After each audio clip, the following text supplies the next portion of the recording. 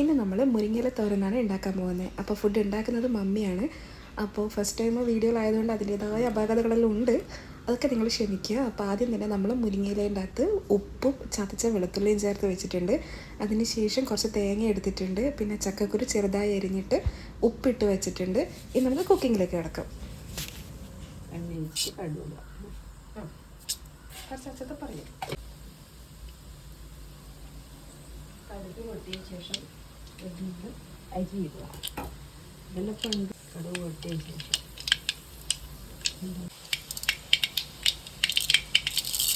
അരി ഇടുക.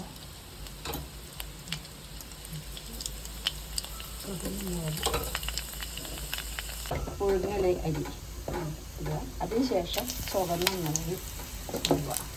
ചുവന്ന മുളക് ഇട്ടതിന് ശേഷം നമ്മൾ അരിയൊക്കെ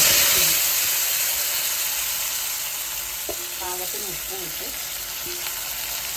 അതിൽ തണുത്തായ വെള്ളം ഒഴിച്ച് വേവാക്കുക.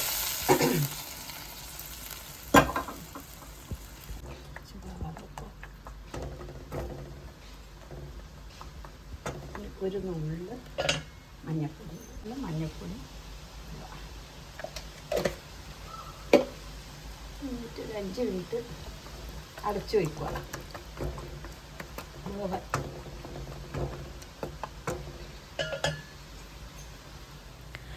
അപ്പോൾ അടച്ചു വെച്ച ചക്കക്കുരു ഇടയ്ക്ക് ഞാൻ തുറന്നു നോക്കുന്നുണ്ടായിരുന്നു തിളവന്നു. അപ്പോൾ ചെറുതായി തിളവന്ന് തുടങ്ങിയിട്ടുണ്ട്. അപ്പോൾ ഇതുവരെ ആഡ് ചെയ്തത് മനസ്സിലായിട്ടില്ലേ?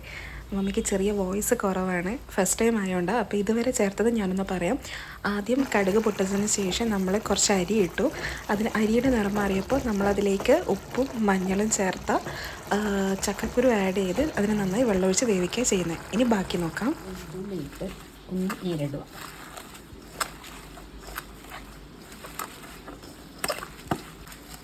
ചപ്പ് വേണം വയ്ക്കുക.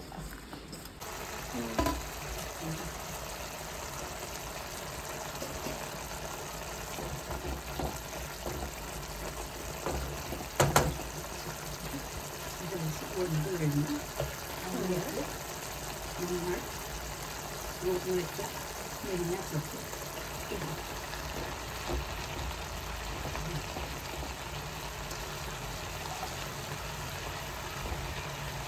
ഇതിലേക്ക് വെളുത്തുള്ളി, ഉപ്പ്, വെളുത്തുള്ളി എല്ലാം ചേർത്ത്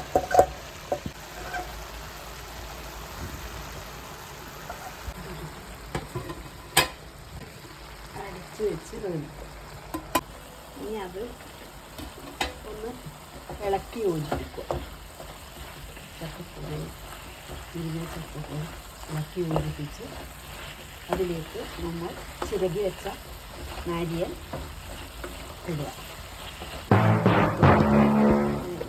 നാരിയൽ കോക്കനട്ട് ഇതിലേക്കിട്ട് ഇളക്കി യോജിപ്പിക്കുക. എന്നിട്ട് നമ്മൾ ചക്കക്കുരു മുരിങ്ങച്ചപ്പ് ഓക്കെ.